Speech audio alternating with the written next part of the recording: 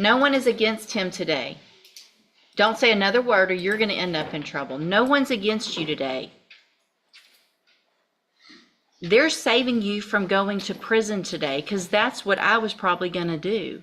Because you, good morning, are you Camden Jackson? And this is 25 DCCR 0114. Mr. Jackson is charged with engaging in organized criminal activity. Mr. Lewis, what is the announcement? Well, Judge, this is one that we reset from the last setting because he had not been getting his medication, was trying to get that taken care of. Shortly after the setting, he was able to get his medication and has been on his medication since. And since he's been on the medication, we don't have any jail write-ups or any issues of what we previously have been seeing before all this started. Okay. And yeah, I remember. I did send an email, made a call about that. Okay. right. Okay, so where are we now? Well, I've talked to the state about the situation, and we were in hopes that now since we've got this issue resolved with this medication, he can go ahead with the ISF condition, and so we can continue on. That's one step from prison, and the judge is already done with the excuses. A record full of warnings, a courtroom full of patience running out. Today isn't luck, it's a final lifeline. what this whole came from, that he was. Oh, MTRP was this filed. shows, sorry, it doesn't show MTRP on here. Yeah. Okay, sorry. No, I'm Okay, so, Judge, if I may, I'd like Ms. Lopez to give her input. I think she has a little bit of a different opinion. Obviously, we all different in court, but I trust Ms. Lopez's opinion on this. we haven't gone through the motion, gotten any pleas on the motion or anything like that. No, we didn't do any of that. Okay, Ms. Lopez, would you raise your right hand, please, ma'am? Do you swear affirm the testimony you're going to give in this hearing will be the truth, the whole truth, and nothing but the truth? Thanks. So what's your position, I guess? Well, Your Honor, I would like to point out just a couple of things. Originally, this all transpired because he was sentenced to ISF and you had told him to get no further write-ups at the jail. He then received another write-up, and it was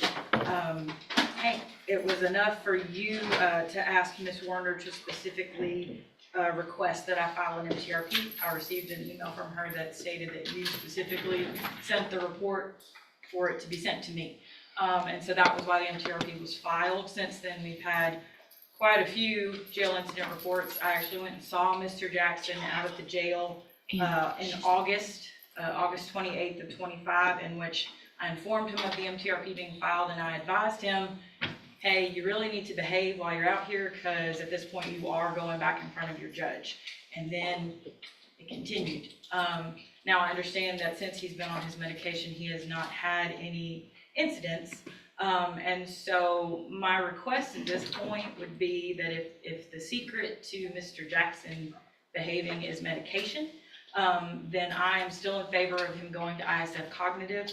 However, I would suggest that he be placed on the mental health initiative caseload, forensic caseload afterwards, because if the only way Mr. Jackson is going to be able to function and behave in society is with mental health meds, then he needs to be on the mental health caseload. Absolutely. Additionally, however, I would say that it needs to be established that he be on zero tolerance, because if he's acting like this at the jail, I don't need him acting like this in the community. Agreed. And then I would also truthfully suggest that once he completes the mental health caseload, he then come to the high medium risk caseload, because additionally, if he needs all this help in order to behave, he needs to have serious supervision long-term or longer term.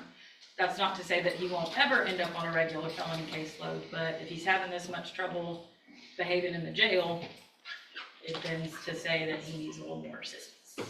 I don't disagree with any of that. Do you, Mr. Lewis? No, I don't, Judge.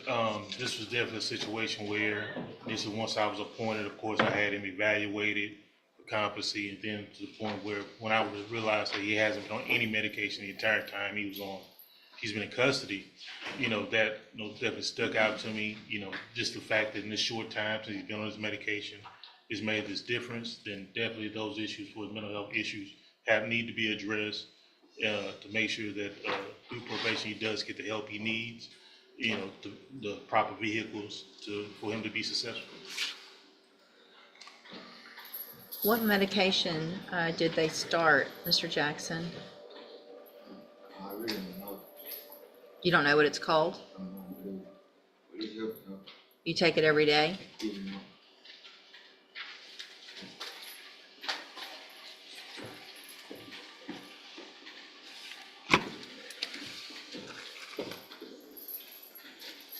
And when did that start?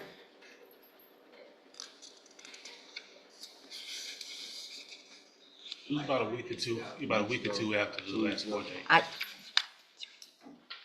Okay, He was last here on January 6th. That's what I thought. Right. okay. These are all, the last one that I show is from Christmas, December 25th. Okay, thank you.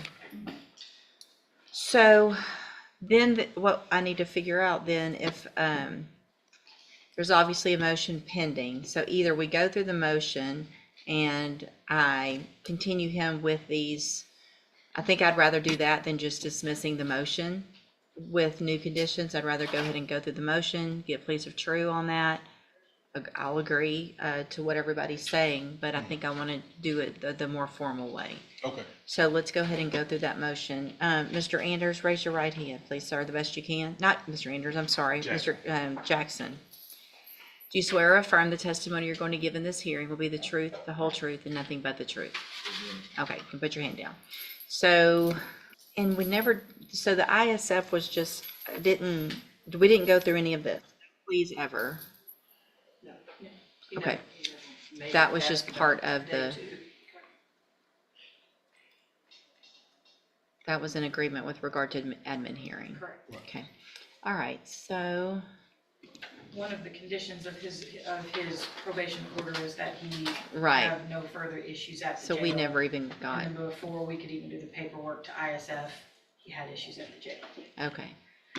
So you haven't seen the light of day yet? You ready to? Okay, well, we're gonna give you the tools to do that, but it's gonna be up to you to take advantage of all that, okay? So you can see by what happened last week, if you ask and say, hey, I need something, then a lot of times people can help you. Y'all let me know that, I was able to contact the jail, things happen. So the important thing about all of this when you're on probation, whether you're in jail, whether you're at ISF, or when you get out, hopefully, if you're having things that aren't going right in whatever part of your life, your probation officer is going to be there to help you. They're not trying to revoke you. They're not trying to get you in trouble. They don't know if you need something unless you go to them, right? Okay. So I'm going to go through this motion and ask you for pleas of true or not true to the allegations in the motion. So in cause number 25, DCCR 0114, have a motion to revoke your unadjudicated probation. Shows that you were placed on probation August 5th of 2025 for the offense of engaging in organized criminal activity, and that was a 7-year deferred probation. Is that correct? It alleges that you violated your probation. Count 1 alleges that you failed to conduct yourself in a courteous and professional manner by disrespecting a female correctional officer by showing her a video that was lewd and sexual in nature. Is that true or not true? True. Okay. Count 2 alleges, count 2 is really the same. Okay.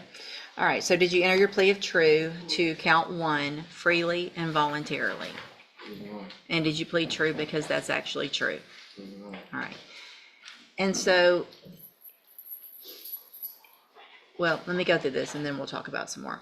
So I'm going to find count 1 true, find that you entered that plea freely and voluntarily, find sufficient evidence to find you guilty and revoke your probation, but I'm not going to do that today. I'm going to continue you on probation. You are still ordered as a condition of the probation to enter and successfully complete the ISF program. When you're out, you will be on the mental health caseload so that you can get whatever help you need with medication, counseling, whatever it is. Once you get through that, you'll be on the high-medium caseload, which also means you're just going to have to be you're going to go more often. Probation's going to have more things to help you. It's not meant to be mean or make you go more than other people, but with what you're showing us so far, you need this extra help, okay? So if you do all of that, you're still on a deferred probation. You're still not a convicted felon. Today, just based on what I told you before about not getting in trouble, I could easily send you to prison for up to 20 years, just like that. And I understand that there's some behavioral issues going on, but I don't think any of those behavioral issues had anything to do with what you did to that correctional officer. Okay? The cutting up, maybe the not being quiet, the fighting, all that stuff, maybe there's some issues. But that was a conscious decision that doesn't have anything to do with any other type of mental illness or help that you need to go and show her that. It was just being stupid, right? So if you make a choice, that's a choice. That's not something that we're going to blame on anything else. I understand some of the other write-ups. That one, I don't buy that has anything to do with that, right? So if you do anything like that again, and you get in trouble, now that everything's lined out and you haven't been getting in trouble, if you do, before you go to ISF, we will not be having this conversation again. Okay? Same rule applies. It is a condition now of your probation that you not receive an incident report. If you do, we're back in here, and I don't care what anybody says, you're going to end up in prison. You've got family. Nobody wants this to happen, but it's 100% up to you at this point, okay? If you get to ISF and you don't follow the rules in ISF and get in trouble there, same thing. That's a condition of your probation, is that you act right in ISF as well, okay? All right, so anything else? 0 tolerance. And you'll be on 0 tolerance, which means really everybody should be on 0 tolerance when they're on probation, but when you're actually on what we call 0 tolerance, it means you cannot make any mistakes. You're being given a huge opportunity to change your life, make better decisions, and it's just going to be up to you to do that. And if you don't, it's not going to be well, this is a one-time mess up, give me another opportunity. 0 tolerance means you don't get another opportunity, okay? Why'd you just look at her like that right in front of me? Don't, no, ma'am. No one is against him today. Don't say another word or you're going to end up in trouble. No one's against you today. They're saving you from going to prison today because that's what I was probably going to do. Because I gave you a specific instruction and you disregarded that instruction, and I don't think it has anything to do with mental illness that you're showing ladies videos that are inappropriate in the jail. Nobody made you do that. She didn't make you do that. I didn't make you do that. Do you understand? This is personal responsibility. It's time for you to take personal responsibility, and it's time for you to make him take personal responsibility and quit blaming other people for what he's doing. That's what just I heard.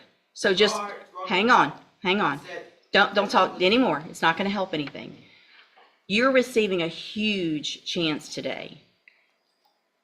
And it's because of probation that you're getting that opportunity. Okay?